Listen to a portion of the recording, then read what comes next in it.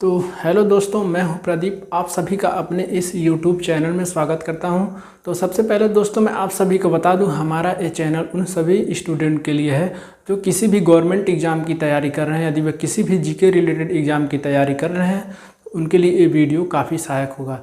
तो चलिए दोस्तों, हम जानते हैं कि आज का जो हमारा टॉपिक है वह है संविधान। तो सबसे पहले दोस्तों जानेंगे संविधान होता क्या है, इसका निर्माण कैसे हुआ, इसमें क्या क्या प्रावधान दिए गए हैं, इन सारी चीज़ों का हम लोग टॉपिक वाइज क्लियर करेंगे। तो चलिए दोस्तों, सबसे पहले जानते हैं संविधान होता क्या है। तो संविधान दो शब्दों से मिलकर बना है, सम प्लस विधान। सम प्लस विधान, जिसमें सम का अर्थ है समान, सम का अर्थ है समान तथा विधान का अर्थ है नियम कानून। नियम कानून अर्थात ऐसा नियम कानून जो सभी नागरिकों पर समान रूप से लागू हो, उसे संविधान कहते हैं। ऐसा नियम कानून जो सभी नागरिकों पर समान रूप से लागू हो, उन्हें संविधान कहते हैं। तो आइए दोस्तों जानते हैं संविधान के इतिहास के विषय में। तो विश्व में जो संविधान का जनक यदि किसी को माना जाता है वह अरस्तु को, जो कि एक यूनानी विद्वान था। क्योंकि ऐसा माना जाता है कि अरस्तु ने अपने समय में लगभग 158 देशों के संविधान का गहन पूर्वक अध्ययन किया, तब जाकर इन्होंने पॉलिटी के संबंध में अपने विचार को प्रस्तुत किया। इसलिए इनको संविधान का जनक माना जाता है। तो दोस्तों संविधान होता कितने प्रकार का है, आइए जानते हैं। तो संविधान दो प्रकार का होता है। नंबर एक लिखित संविधान, नंबर एक लिखित संविधान और नंबर दो अलिखित संविधान। अलिखित संविधान। तो लिखित संविधान वह होता है दोस्तों कि जिसका निर्माण किसी सभा के माध्यम से किसी निश्चित समय में किया गया हो तथा इसका एक लिखित विवरण हो, उसे लिखित संविधान कहते हैं। तो लिखित संविधान के विषय में यदि बात करें तो भारत, अमेरिका, फ्रांस, स्विट्जरलैंड, इन सारे देशों का जो संविधान है वो एक निश्चित समय में एक सभा के द्वारा लिखा गया है। जबकि अलिखित संविधान के विषय में बात करें तो अलिखित संविधान वह संविधान होता है जिसका निर्माण किसी सभा के माध्यम से ना होकर परंतु उस देश के रीति रिवाज परंपराओं से विकसित होकर उसका निर्माण हुआ रहता है। ऐसे संविधान को अलिखित संविधान कहते हैं। तो अलिखित संविधान के विषय में बात करें तो इसका सबसे बढ़िया एग्जाम्पल आप लोग ब्रिटेन को जानते हैं, क्योंकि वहाँ का जो संविधान है किसी निश्चित सभा के माध्यम से लिखा नहीं गया है, बल्कि उस देश के रीति रिवाज परंपराओं से विकसित होकर उस देश के संविधान का निर्माण हुआ है।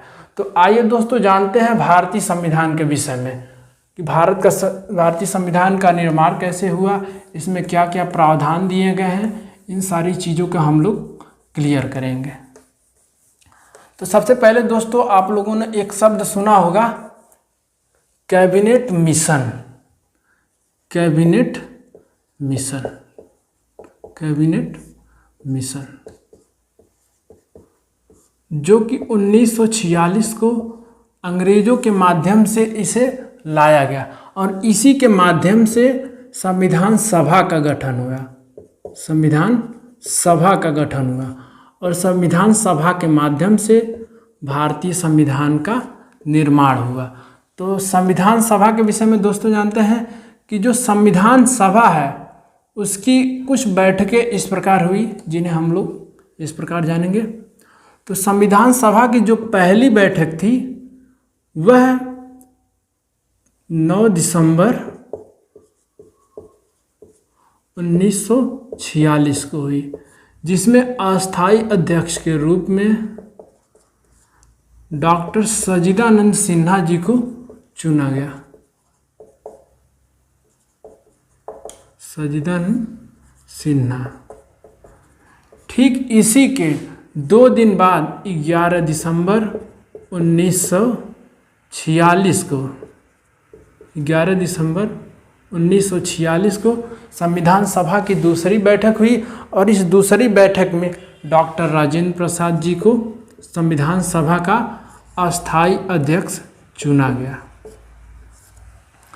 इसके ठीक 2 दिन बाद, इसी के ठीक 2 दिन बाद 13 दिसंबर 1946 को नेहरू जी ने संविधान सभा में एक प्रस्ताव पेश किया और इस प्रस्ताव को 22 जनवरी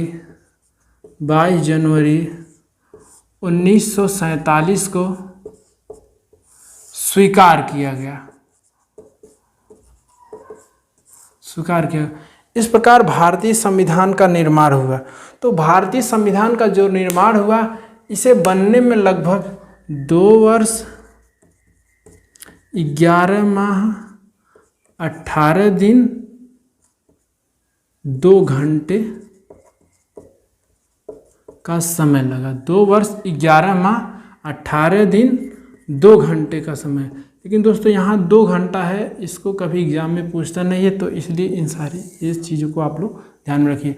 तो भारतीय संविधान का जो निर्माण हुआ, उसे बनने में 2 वर्ष 11 माह 18 दिन लगे, क्योंकि इसका कारण यह था कि भारत लगभग 200 वर्ष से ब्रिटेन का गुलाम था। इसलिए भारतीय जो संविधान निर्माता थे इन सारी चीज़ों से परिचित थे, क्योंकि वे ऐसा नहीं चाहते थे कि भारत में किसी ऐसे संविधान का निर्माण हो जिसका उल्लंघन बार बार किया जा सके। इसलिए वे इन सारी चीज़ों के ध्यान में रखते हुए भारतीय संविधान का निर्माण किए। जब भारतीय संविधान का निर्माण हो गया तो इसमें उस समय लगभग 395 अनुच्छेद, 22 भाग तथा 8 अनुसूचियाँ थीं। 22 भाग 8 अनुसूचियाँ थीं। हालांकि अभी इस समय बढ़कर ये 22 भाग 25 हो गए हैं। अनुच्छेदों की संख्या जो है वो 465 के करीब है, और जो अनुसूचियाँ हैं वो लगभग 12 हो चुकी हैं।